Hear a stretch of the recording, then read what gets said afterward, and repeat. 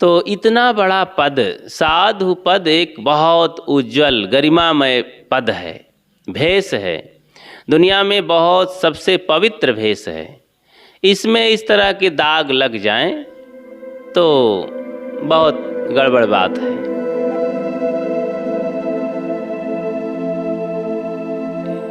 अर्चनी बंदनी संत समाज, धर्म प्रेमी बंधुओं, श्रद्धा मूर्ति देवियों, आज का प्रसंग है साधु के 5 काल। साधु जीवन में ये 5 बातें साधु को बिगाड़ने के लिए, कमज़ोर करने के लिए, उन्नतिहीन और पतन के लिए पर्याप्त होती हैं। वो 5 बातें हैं: जन्म स्थान का प्रेम, स्त्री का प्रेम, शरीर का प्रेम और आराम तलबी, अहंकार पूर्वक संत गुरु से कपट करना। ये 5 बातें साधु जीवन में बिल्कुल शोभा भी नहीं देती और उन्नति में बहुत बड़ी बाधा है। कहना चाहिए साधु पद को मार डालती हैं, जीवन को पतन तक पहुंचा देती हैं। अब ऐसा क्यों कहा गया भाई? जन्म स्थान तो खास वहाँ जन्म होता है। शरीर का जन्म हुआ तो माता पिता ने सब सहायक हुए, भाई बंधु और न जाने कितने लोग, तो बहुत बड़ा उपकार है। उपकार है, अपने अपने स्तर से उपकार सबका है, इसको भुलाया नहीं जा सकता। लेकिन जब हम आगे बढ़ते हैं, आगे का काम करते हैं, तो उसको भी तो नहीं भुलाया जा सकता। जिस लक्ष्य के लिए हम काम कर रहे हैं, कल्याण वैराग्य बढ़ाने के लिए, समाज के लिए, जो समाज इतनी ऊंची निगाह से देखते हुए नजरें गड़ाए है कि इनका जीवन साधु का जीवन है, बड़े संयम, बड़े तपस्वी जीवन जी रहे हैं, सबके लिए साध वृक्ष सतज्ञान फल शीतल शब्द विचार इतना ऊंचा है कि संत महात्मा नदी के समान हैं, वृक्ष के समान हैं, धरती के समान हैं। बहुत ऊंचा उनका ख्याल किया गया समाज की ओर से। तो इतने ऊंचे पद पर चढ़ने के लिए, पद पर स्थिर रहने के लिए हमें तो कुछ ऊंची सोच भी बनाना होगा ना। ये तो संकुचित बात हुई, कहीं अटक जाना। जन्म स्थान का प्रेम पहले ही आता है कि साधक वहीं से पहले निकलता है, तो माता पिता का प्रेम, भाई बंधुओं का प्रेम बहुत मजबूत होता है, जन्म का होता है। अब वो भुलाए नहीं भूलता है, बार बार याद सताती है, मन लौटता है फिर उधर। तो साधक जो कुछ गुरु संतों से सीखता है, निर्मोहता का पाठ, वैराग्य का पाठ, उसमें वो घुन का काम करता है। जैसे लकड़ी में बड़े चुपके से घुन लग जाता है, कितनी अच्छी से अच्छी लकड़ी काट के रख दो छाया में, और घुन लग जाता है, धीरे धीरे लकड़ी कमज़ोर हो जाती है, उसकी आयु बहुत घट जाती है, कीमत भी कम हो जाती है और उपयोग में फिर नहीं आती है। इसी तरह समझ नहीं मिलता है, अगर ऐसी लत लग गई, बना रहा ये, टूटा नहीं, विशेष वैराग्य साधना की ओर मन अग्रसर नहीं हुआ, तीव्र वैराग्य नहीं बना, तो फिर घूम घूम करके वो जन्म स्थान का मोह बढ़ाएगा और संतों की ओर से उपेक्षा पाएगा। समाज के लोग उपेक्षित करेंगे कि अरे भैया ये तो जा कर के घर में रक्षा करते हैं, वहाँ देखभाल करते हैं, समाज का क्या काम करेंगे। हमारे संत जन, गुरु भाई लोग, हमारे भगत लोग, प्रेमी नेमी लोग, उनकी दृष्टि में कमज़ोर हो जाएंगे और उतना प्रिय नहीं रह जाएंगे, और अपने मन में भी हम कमज़ोर बने रहेंगे। एक अच्छा आदर्श नहीं बन पाएगा, मन निर्भय नहीं बन पाएगा, मोह ममता से ग्रसित होकर के अनेक चिंता ग्रस्त हो जाएंगे। तो इतना बड़ा पद, साधु पद, एक बहुत उज्जवल गरिमामय पद है, भेष है, दुनिया में बहुत सबसे पवित्र भेष है। इसमें इस तरह के दाग लग जाएं तो बहुत गड़बड़ बात है। ये उज्जवल पद है, इसे बनाए रखने के लिए हमें इन सारे मोहाग्रस्त चीज़ों को, सामग्रियों को हटाना पड़ता है। तो जन्म स्थान का प्रेम नहीं, वहाँ का मोह नहीं, वहाँ का प्रेम मतलब मोह नहीं होना चाहिए। और दुनिया में फिर हमारे सब हो गए, जहाँ क्षमता आ गई वहाँ ममता का कोई स्थान नहीं होता है। और जहाँ ममता होती है वहाँ फिर समता कहाँ रह जाती, वहाँ तो स्वार्थ और एकांगी भाव चलता है ना। और वहाँ काम वासनाएं और कामनाएं होती हैं। गोस्वामी जी कहते हैं, जहाँ काम तहाँ राम नहीं, जहाँ राम नहीं काम, तुलसी दोनों होत नहीं, रवि रजनी एक ठाम। तो अपनी ममता को नष्ट करने के लिए और गुरु ज्ञान, गुरु मग में आगे बढ़ने के लिए हमें उधर घटा करके समतापूर्वक समाज संसार के लोग हैं उनमें व्यवहार रखना है। फिर व्यवहार को इतना सीमित रखना है साधु जीवन को कि अपने स्वरूप का ख्याल हरदम बना रहे, अपनी साधना बनी रहे। फिर हमारे संत गुरुजन प्रेम करने भर का काफ़ी है, भक्तजन प्रेमी जन। ये नया नया प्रेम बना बना करके रोग पालना साधु जीवन के लिए, एक तो सदा से ऐसे मन बिखरा बिखरा रहा। साधु जीवन में मन को व्यवस्थित करना है। गुरुदेव बताया करते थे, परिचित को छोड़ना है, अपरिचित से परिचय प्राप्त करना है। वो क्या है? वो यही है, दया, क्षमा, शील, संतोष, यानी सद्गुणों से हमें परिचय प्राप्त करना है। अनासक्ति, प्रेम, वैराग्य से परिचय प्राप्त करना है।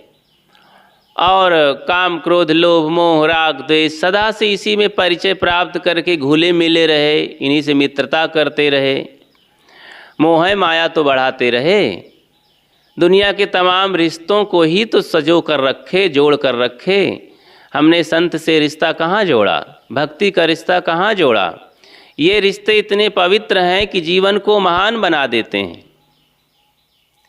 ये रिश्ते संत गुरुजनों का जो रिश्ता है, भक्ति का रिश्ता है, विवेक वैराग का रिश्ता है, ये जीवन को महान पवित्र बना देते हैं। लेकिन यही से सदा हम वंचित रह गए, इनसे परिचय नहीं प्राप्त करे। तमाम लोग तो सगाई लगाते रहे, जैसे 17-18 साल का बच्चा बच्ची हुई, लड़का लड़की, तो तमाम लोग सगाई लगाने वाले आने लगते हैं। वहाँ रिश्ता जोड़ो, वहाँ रिश्ता जोड़ो, वहाँ रिश्ता जोड़ो, जोड़ जोड़ करके माया मोह बढ़ा दिए। तो इसलिए जन्म स्थान से हट करके हमें गुरु स्थान में मन जोड़ना है, उनसे प्रेम बढ़ाना है। सदगुरु कबीर कहते हैं कि अगर हम गुरु संतों से अपना मोह बढ़ा लेते जितना परिवार से मोह बढ़ाए हैं, तो हमारा कल्याण ही हो जाता। तो जन्म स्थान से साधु को हट करके और अपनी साधना को मजबूत बना के गुरु संतों के स्थान में जोड़े रखना चाहिए। दूसरी बात है कि स्त्री का प्रेम, अब वो तो खतरनाक होता ही है। किसी के देह में प्रेम करके क्या मिलेगा? और सदा से काम भड़काऊ होता है। तो जैसे ही कोई याद करेगा तो कुचिंतन में उसको गिनती हो जाएगी, और कुचिंतन में फिर साधक का विनाश होता है, साधना नहीं फलती फूलती है। इसलिए प्रेम, वहाँ प्रेम का मतलब वहाँ मोहासक्त, पवित्र प्रेम, कल्याण की दृष्टि से बात कर लेना, सेवा की दृष्टि से कुछ क्षण शिक्षा की दृष्टि से कुछ क्षण मिलना जुलना, बात करना, ये तो सब कल्याणकारी है, सहायक है एक दूसरे का। लेकिन मोहासक्त हो करके अलग थलग लोग विरुद्ध बातें करना, व्यवहार करना, ये ठीक नहीं। तो वहाँ स्त्री से के प्रेम से बचना चाहिए। शरीर का प्रेम, अपने शरीर को हम लिए बैठे हैं तो साधना क्या करेंगे? थोड़ा सा कुछ हो गया तो इसी के पालन पोषण में, इसी की सुरक्षा में हम रात दिन पड़े रहते हैं, तो इसलिए ठीक नहीं है। तो शरीर का प्रेम भी घटाना चाहिए। कल्याण का प्रेम हो गया।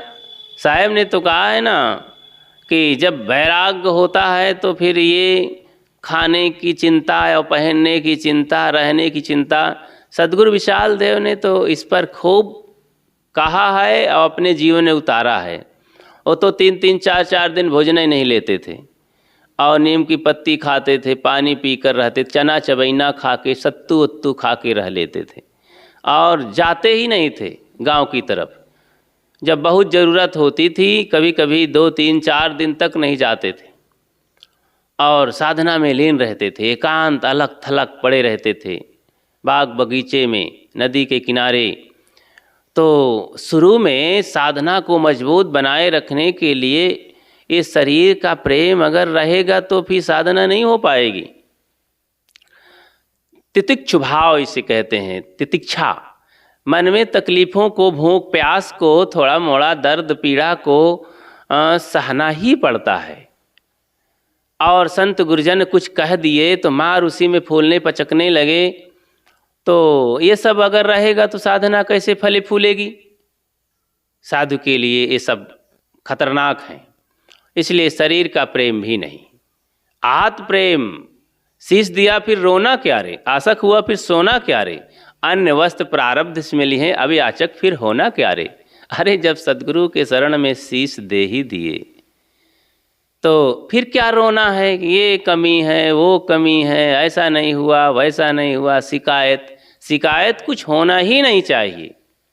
बच्चा माँ की गोद में आके बैठ गया तो सारी शिकायत उसकी मिट गई। उसे सारी सुरक्षा, सारा आहार, सारी व्यवस्था, प्रेम माँ की गोद में मिल गया। ऐसे गुरु की शरण में सब कुछ उसे मिल जाता है, तो कोई उसे चिंता नहीं करनी चाहिए। तो शरीर का प्रेम हटा करके गुरु प्रेम में लगे और साधना का प्रेम बढ़ावे, सद्गुण सदाचार का प्रेम बढ़ावे। आज तक हमने यही नहीं किया, ये करेंगे तो हमारा कल्याण ही होगा। तो चौथी बात है आराम तलबी। शरीर को बहुत सुखाध्यासी बना करके आराम तलबी रहे। हमारा कोई कपड़ा धो दे, हमारा कोई गिलास बर्तन मांज दे, हमारा कोई आसन लगा दे और पानी गरमा लावे, पानी पिला दे।